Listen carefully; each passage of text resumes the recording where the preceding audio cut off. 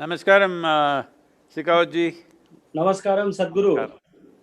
Namaskar. I would like to pay my regards and thanks to you for accepting our request for No. coming together It's on this my very privilege. important for this very important subject to have discussions over in very special time. The time is special because entire world is going through the greatest pandemic of this century, and everybody is suffering, everybody is worried, everybody is stressed. So at this point of time, you have accepted our request to enlighten us for not only for the this pandemic situation, how this is going to impact the humanity, how it is going to impact our nation, or but also to discuss on the subject like the most important and critical subject like water. I'm really, really very thankful.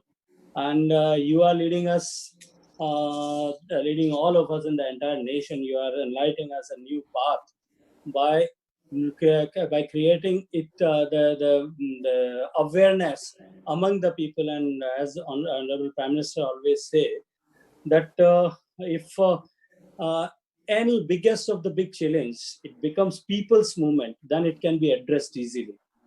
And you have Sadhguru, really you have turned into a reality during Rally for Rivers and during the Kaveri Kaling. You were able to mobilize masses in unprecedented way. We have so many requests to make people like save water, to say don't use plastic, and list can go on. It's a long list. I would like to ask you, if there is one thing which people can change in their individual life, which help our environment in a big way, what would that one request be? See, when we say people are living in different types of conditions, large mass of people are living in rural India. For them, the best thing is minimum 10% of their land, they must make it into trees, that's a must.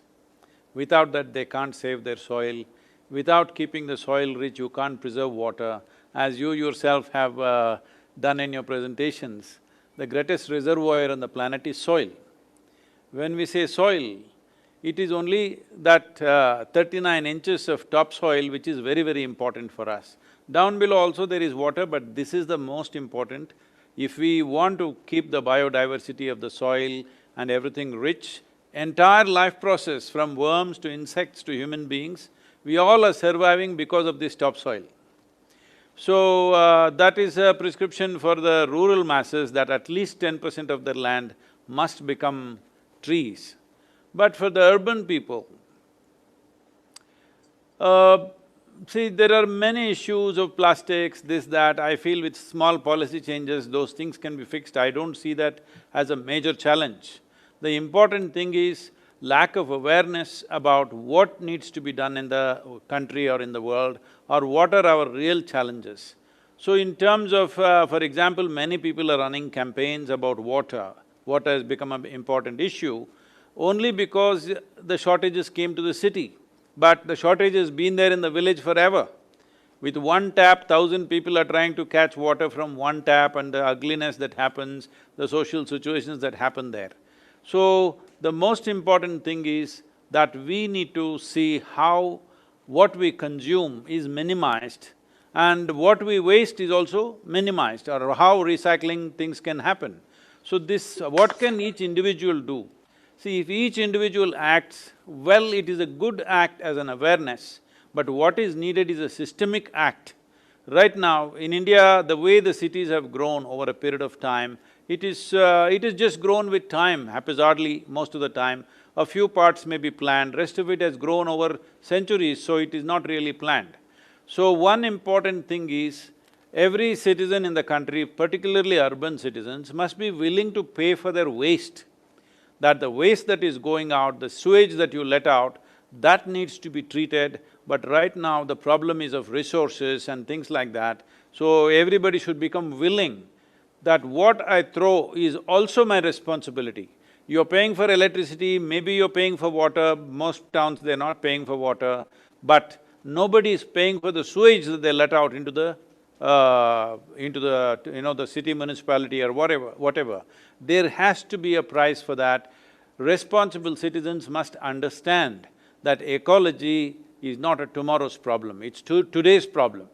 It is not next generation which is going to suffer, it is you and me who is going to suffer. We are already suffering in many ways. Right now you see this pandemic itself, how it is panning out.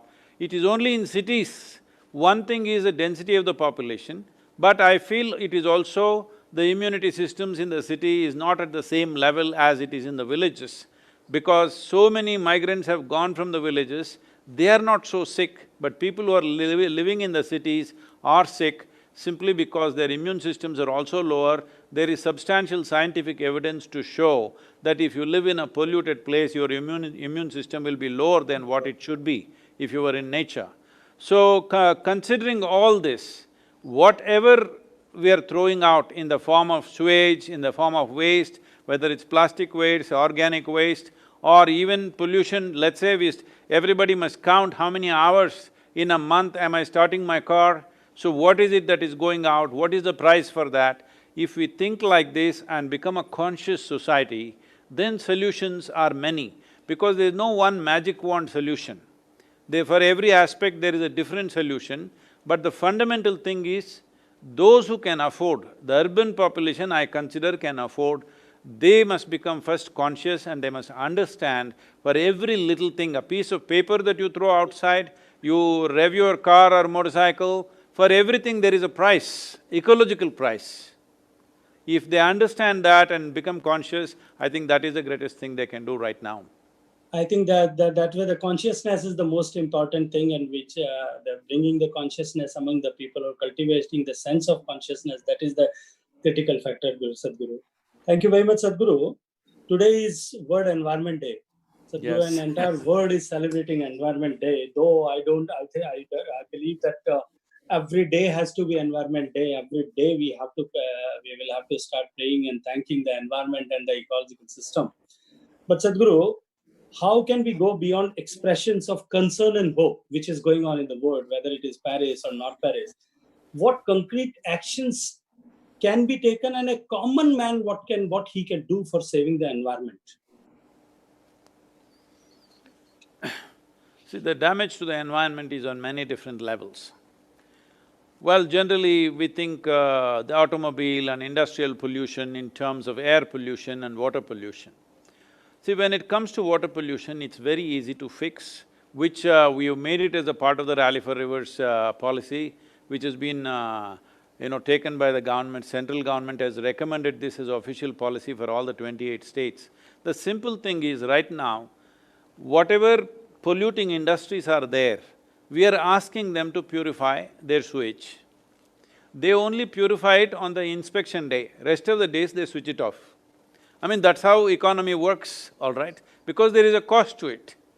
So the most important thing is we must set up sewage treatment industry. Treatment industry must be separate from the polluting industries. If you have a polluting industry and I have a treatment industry and your pollution is my business, I will not let you let it out into the river. So they must be separate. In every other country, that's how it is. So we need to do that immediately. Industrial pollution we can easily control because it's easy to pipe it to one place and treat it.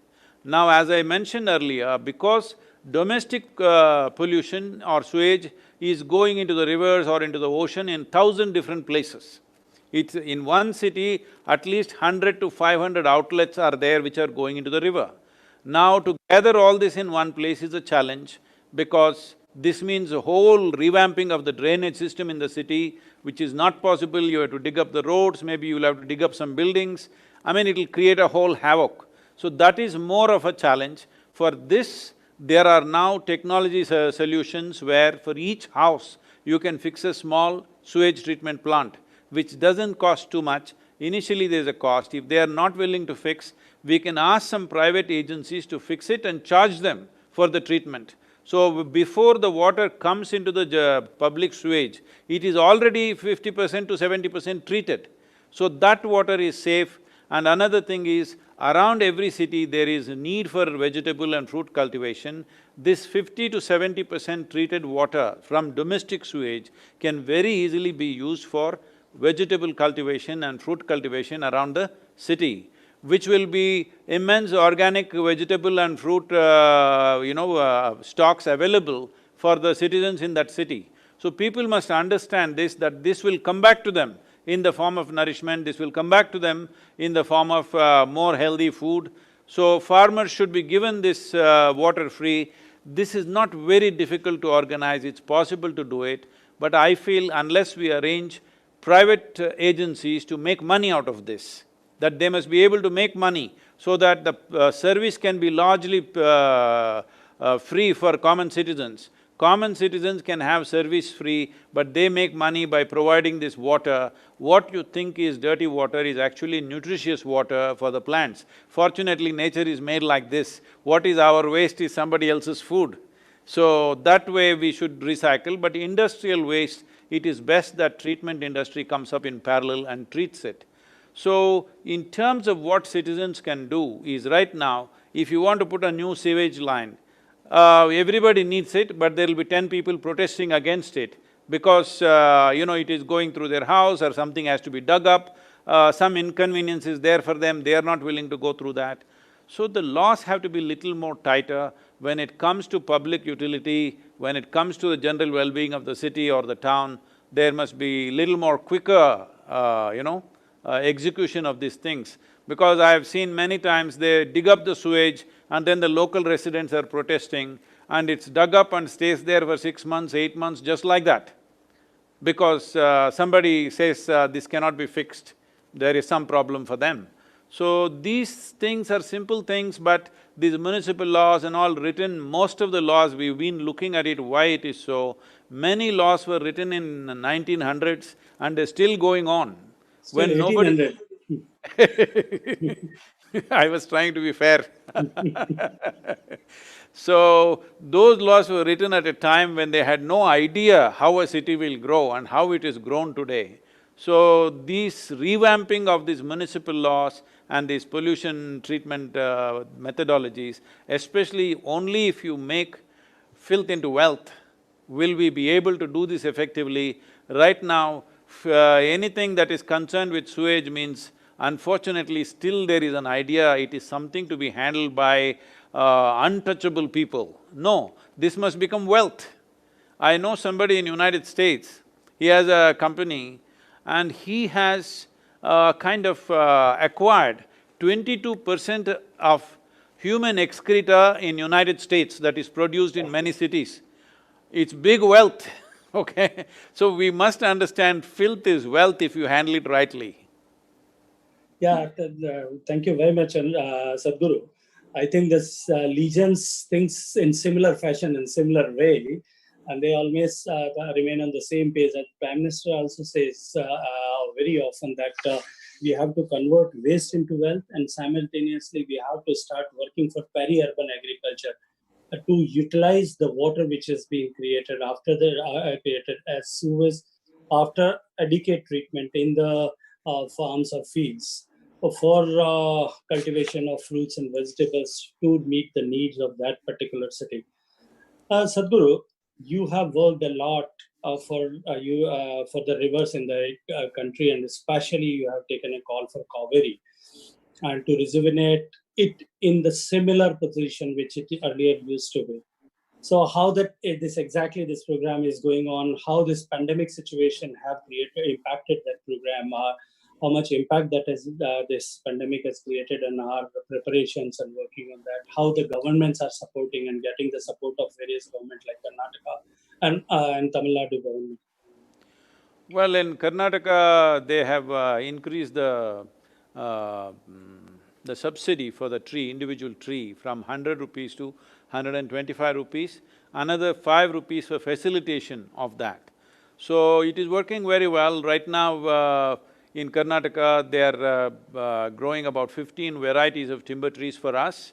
About 70 lakh trees will be planted in this monsoon season in Karnataka. About 40 lakh trees will be planted in Tamil Nadu.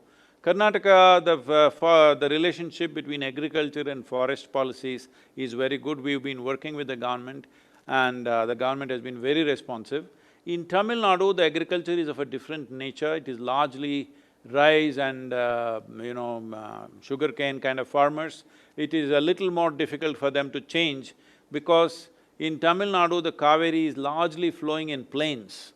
So the nature of farming that happens around a river that flows in plains and the river that flows in slightly hilly region is very different.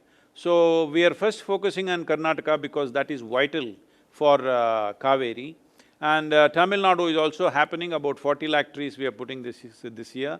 In terms of growing saplings and preparation, there is no problem because of the pandemic, we are going on as usual.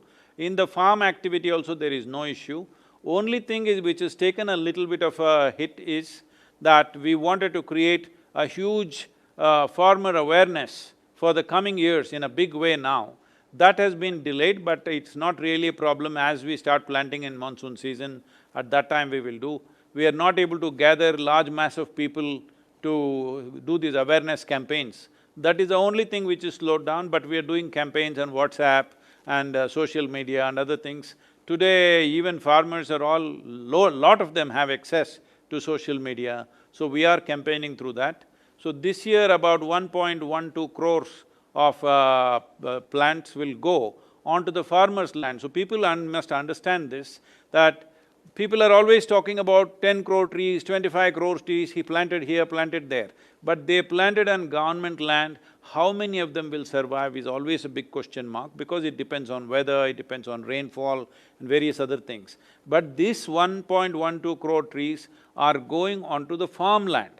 Where a farmer is fully taking care of it, it's his economic process. So because of that, almost nearly 100% survival will be there. Whatever goes away within a fortnight, we always replace the saplings. So this is a big movement. 1 crore trees is not small because this involves a certain number of farmers and this will greatly enhance in Tamil Nadu, over 70,000 farmers have shown this. There are different modules. One module clearly shows within 7 to 8 years' time, their income could go up anywhere between 3 to 8 times depending upon the land. In a mixture of softwood, hardwood, pepper and a few other fruit trees, everything put together, per acre, they're earning anywhere between 8 to 12 lakhs per year, which is extraordinary compared to what they're earning. On an average in Tamil Nadu, they're earning 45,000 right now.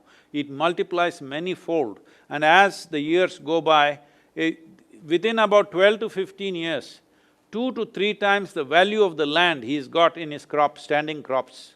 And as you know, there is a huge migration problem in the country, as we have seen the reverse migration just now. It is expected about 220 million people will migrate in the coming decade. That was before the virus came, that was the estimate.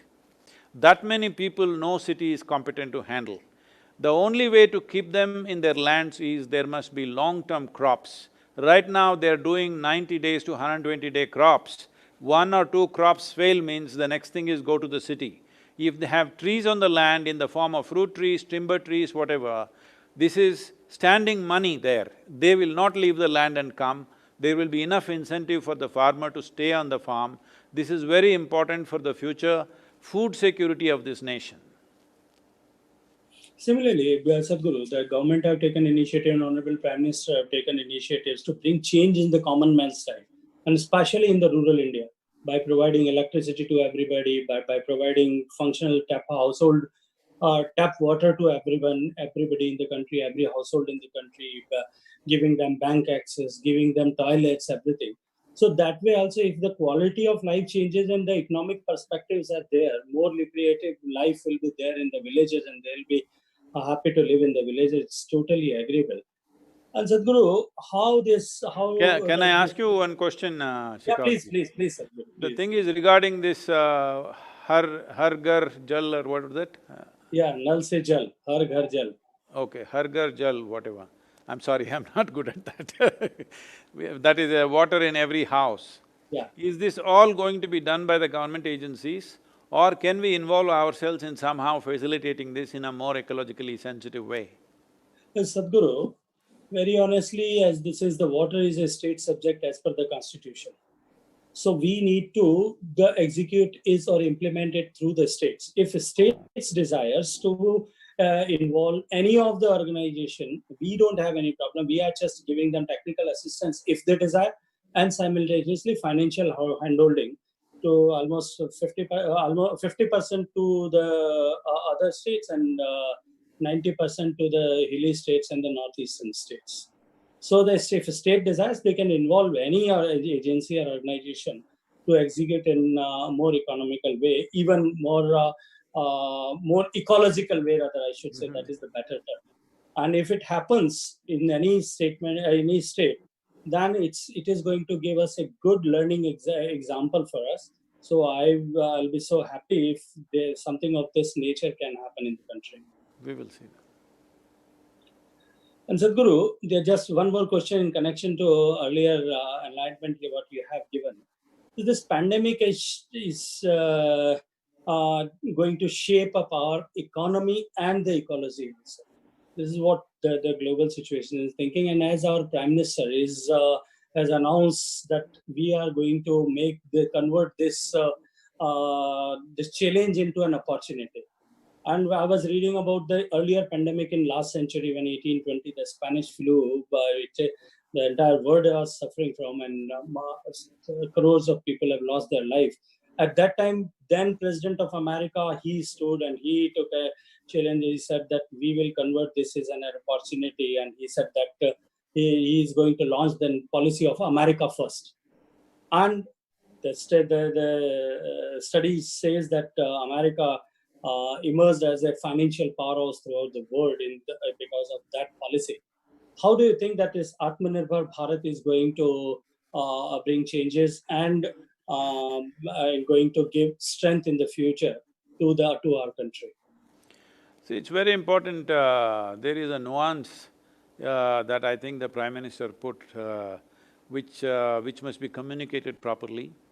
Atmanirbhar should not become like 1970s, throughout foreign companies, do this, do that. Right now, there is a movement building up in the society, ban this, ban that. I don't think we should go that way.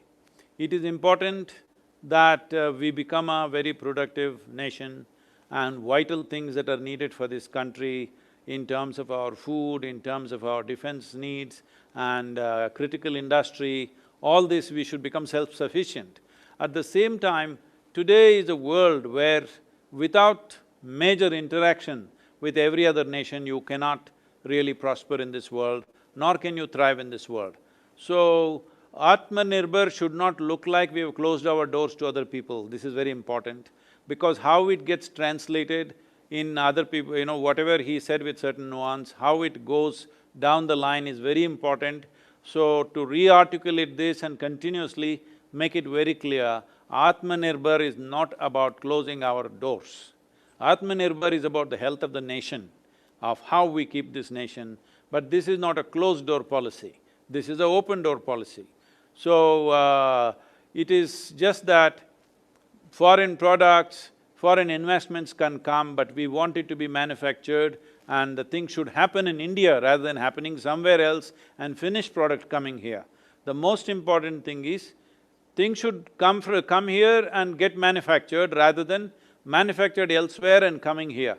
So essentially, Atmanirbhar does not mean closing our doors, but opening our doors in a much bigger way than we had done, so that it is not only… the policies are not just about taxation. Always it's been about taxation, put 2% more, put 5% less, like this it's been going on.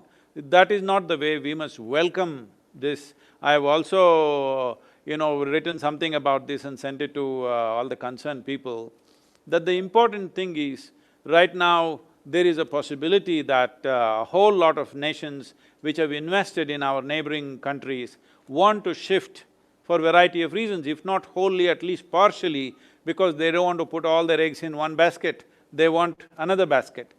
We should show India is a safe basket. It is very important that people understand their investments are safe, that in the name of Atmanirbhar, tomorrow we won't nationalize, because this has happened in the past. People have that fear that they will suddenly nationalize the industry, they will do something else. This must be unequivocally stated that in India, if you put $1 here, your dollar is always safe and it will grow, it will not die, it will not be taken, it is not at risk, there is no social unrest. All these points must be made very, very clear to the world. Otherwise, Atmanirbhar can become a closed-door policy, which should never happen. I know that is not the intention, but it should not turn out that way in other people's perception. When you convert or translate Atmanirbhar as self-reliance, immediately people think it's closed-door policy. Closed door policy. We must find a better English word for Atmanirbhar. I have not found one yet. I was supposed to request you to give us a proper word for this. And I I didn't can't know. What does Nirbhar exactly mean? Never is dependent, Self-dependence. Oh. self-dependence. So just hope you will enlighten us and give us a proper word for this. A good I will- English word is needed because self-reliance is always misunderstood as Yeah. closed-door policy. Yeah. तो सदगुरु, मैं कह रहा था, मैं कुछ हिंदी में बोलना चाहता हूँ, बहुत सारे लोग हिंदी वाले भी सुन रहे होंगे। जैसा आपने कहा, ठीक वैसा ही माननीय प्रधानमंत्री जी सोच रहे हैं, और उन्होंने बार-बार अपने भाषण के माध्यम से भी, हम लोगों की बातचीत में भी उन्होंने कहा कि इसको क्लोज़ डोर पॉलिसी नहीं समझना चाहिए। हम ग्लोबल के लिए लोकल पर काम करें, हम भारत में बनाएँ, अपने उपयोग के लिए भी बनाएँ, दुनिया के लिए भी बनाएँ। एंड स्पेशली सदगुरु, मुझे लगता है कि एग्रीकल्चर में we have travelled a journey right from food deficient nation to food surplus nation. As on date हम दुनिया के सबसे बड़े फूड ग्रेन प्रोड्यूसर हैं, हम दुनिया के सबसे बड़े जो हैं वो डेयरी के प्रोड्यूसर हैं, हम दुनिया के सबसे बड़े पल्सेस के प्रोड्यूसर हैं, ऑयल सीड के प्रोड्यूसर हैं, though we are importing edible oil, but still sugarcane, sugar, cotton, we are the largest, biggest producer in the world. Now we are exporting nation and emerged as an agriculture superpower. But simultaneously, we are blessed with the nature, by the nature that हमारे पास में सब तरह के temperate regions हैं. We are having all sort of temperate regions and we can grow whatever is edible in the world in our country. So this is the time जब हम दुनिया के लिए अपने देश में एग्रीकल्चर को शुरू करें। अभी तक हम अपने देश के लोगों का पेट भरने के लिए खेती कर रहे थे, क्यों ना हम अब इस दृष्टिकोण से काम करें कि हम एग्रीकल्चर में रिवर्स इंजीनियरिंग करें। पहले मार्केट को ढूंढें, उसके बाद प्रोडक्ट को आइडेंटिफाई करें, उसकी क्वालिटी पैरामीटर्स को स्टडी करें, और उसके बाद में यहाँ पे प्रोसेसिंग एंड देन कल्टीवेशन, इस लाइन पर जाएं तो देश को कैसे हम आगे ले जा सकते हैं एग्रीकल्चर में, इसमें आप you please enlighten us.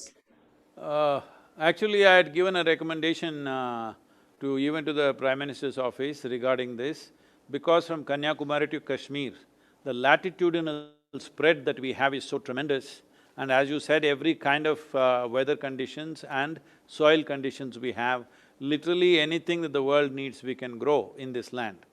Only there were many restrictions among the farmers. Fortunately, now because of the virus, this is also one pitch that I've been continuously doing for last 15 years.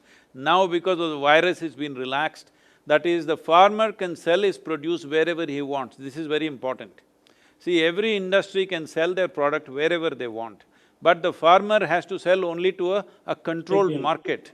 So now they've relaxed it, not 100%, but largely they've relaxed it, which is a very positive step. This will be in many ways, I don't think it's still gone across very well to the people, but in many ways it's a small revolution in the agricultural production, because only now investments will come, only now cold storages and other things will come up, because if there is no freedom for the farmer to sell wherever he wants, then there is no possibility of him getting a good price, him preserving it somewhere and then selling it somewhere else, all this is gone. One more thing we need to do is, both for our nutritional thing, because malnutrition is a huge problem in the country, and also for the sake of our soil, 30% of our diet should come from the trees. There are many ways to do this. There are various types of tropical vegetables, there are many fruits. Tropical land, India has maximum variety of fruits. Today, if you go to the fruit market, probably in Delhi if you go, you will see, apples from Australia, New Zealand, kiwi and something else from different places, but hardly any Indian fruits, none of the tropical fruits there. In terms of our health and well-being, these tropical fruits are very, very important. Fruit was an important part of our diet to such a point, in ancient times when the travelers came to India, they noted Indian diet is very rich with fruit, and they are saying that is one reason Indian people are intellectually very sharp, because they are consuming so much fruit. Such comments have been made in the past, in many centuries ago. So now, if you look at the rural population, there is hardly any fruit consumption because fruit trees are all gone. It's time to bring back at least 30% of our diet should come from the trees. One thing is nutrition for ourselves and nutrition for the land. Only if trees are there is nourishment for the land. Without organic content continuously falling back into the land, there is no way you can keep the health of the soil. Health of the soil and our health are not different. If you have a weak soil, you have weak human beings. If you have rich soil, you have very strong human beings and life on it. If life has to be strong, if life on this country, in this country has to be strong, we must ensure soil must be strong. Right now, nearly 42% of Tamil Nadu's land has been declared as fallow. What used to be a tremendously fertile land today is becoming fallow simply because we are throwing salts. There is no organic content, there is no animal waste, there is no tree waste, so there is no organic content in the land. This is one thing we must fix right now. If we want water to flow in our rivers, if we want water in our ponds and lakes, if we want, as you said, soil to be a great reservoir of water, the important thing is at least 30 to 40% of the soil should go under shade. We cannot bring back forests, we must make them into food crops. Food crops need not be 3 months, 4 months, food crops can be long-term food crops in the form of trees. This needs to happen in the country because India's soil is at great risk right now. The desertification process is very high and the water shortages are only a consequence. So farmers' well-being is dependent upon rich soil. If there is rich soil and abundant water, all these farm problems, farm stress, distress that is there, suicides that are happening, all this will disappear if only the soil is very rich and there is abundant water. That is only possible if we bring at least 40% of the land under shade. And that is going to, simultaneously, that is going to lead us to nutritional security from the food security. Yes. Now, until now, we were talking about food security, but now it is time when we have to start talking about and thinking about and planning about nutritional security. And this is the way how we can do it, and that is going to resolve many of our problems. Thank you, Sadhguru, for enlightening us on this.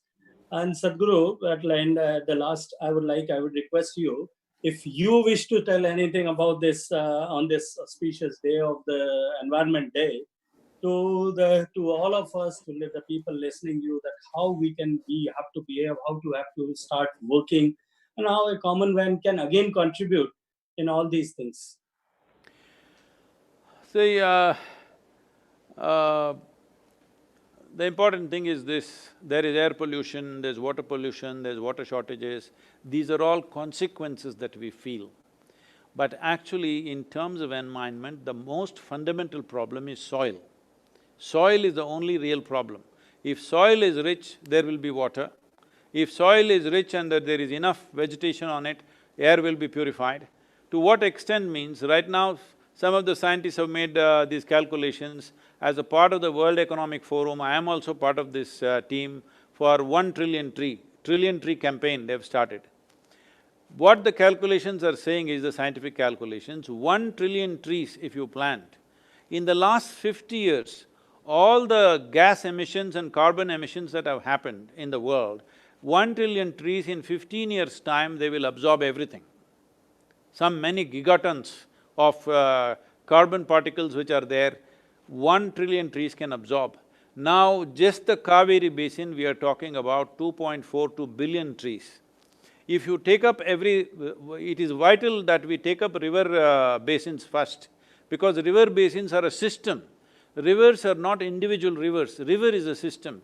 Kaveri has over 120 tributaries, out of which many have died. Now effectively about 55 to 60 tributaries are still very much active. If you do not save the tributaries, you cannot save the river, because river is only a confluence of all the tributaries coming in. So the river basin has to be taken care of. River basin, if you plant at least 30 to 40% trees, then you have revived the river. It is very important. When I spoke about this in United Nations, they said, Sadhguru, if you can just do this 2.4 billion plantations and show little improvement, just 5–10% improvement, this will become the world's model, you must do this.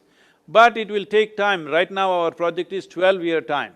But why should we wait for 12 years to be over? This is not rocket science. This is the way nature was earlier. If we can simultaneously start in all the rivers in India and show in 12 to 15 years' time all the rivers are flowing at least 15 to 20% higher than what they are today, that will be the greatest thing that we can do. So instead of each individual trying to do their own thing, right now everybody wants to do their own thing. Instead of doing things for our satisfaction, it is time that we all pool ourselves into a solution. The time for doing things for personal satisfaction is over. We must find solutions, and the solutions are only… the most fundamental solution is in maintaining the richness of the soil. We don't call soil as dirt or something else as others do, we call it our mother. It's called Mother Earth for us. In Tamil we say Thai Mannu, that means the soil itself is our mother. Because our mothers were also born out of this soil and they've gone back to this soil, we are also out of this and we will also go back to this. This one thing we must do as a generation of people, everybody wants to do a little bit of their own thing for personal satisfaction. Instead of that, everybody pooling their energies to revive a few rivers. River revitalization or river rejuvenation does not mean digging up rivers and showing some water there. This is a total destruction of the river bed. The important thing is we have to bolster the river basin with substantial vegetation and maybe some minor structures here and there where it's necessary, but largely with vegetation you can put the river back, because Indian rivers only 4% are glacial water, rest of it is all rainwater. The rainwater that comes in 50 to 75 days, we must hold it for 365 days. That is all we have to do. If you have to hold this, you must make the soil rich. If you have to make the soil rich, there must be enough vegetation and animals on the land. If we do this, you don't have to worry about the air, air gets cleared by itself. Of course, bringing more environmentally friendly machines, factories and cars, that process is anyway going on, but that is subject to technological developments. But this is something we can do right away. Yeah, Sadhguru, there are two movements going simultaneously. One you have initiated the Kaveri under the name of Kaveri Calling, and the other movement which is going on is Mission Ganga, Namami Gange mission, which is going under the leadership of Honorable Prime Minister to clean and rejuvenate our river and to Aviralta and Nirmalta, both the tags, the continuous flow and the clean river for River Ganges. And when we say about River Ganges, means it is entire river Ganga basin. We have done so many activities, right from people's awakening to construction of all effluent treatment plants and sewage treatment plants and planting trees. But I think these two movements simultaneously can create model for, and not only for the country, but also for the world, that how these two activities can revive the rivers and revitalize the rivers. How do you take up this? This can be a model for the entire tropical world. See, the temperate climate, the rivers are different. The models that we have adopted largely in the past, well, we did it out of whatever, at that time, whatever knowledge we had 50 years ago. We built dams like the European dams and the American dams, but today over 900 dams in America have been decommissioned because they find it most destructive.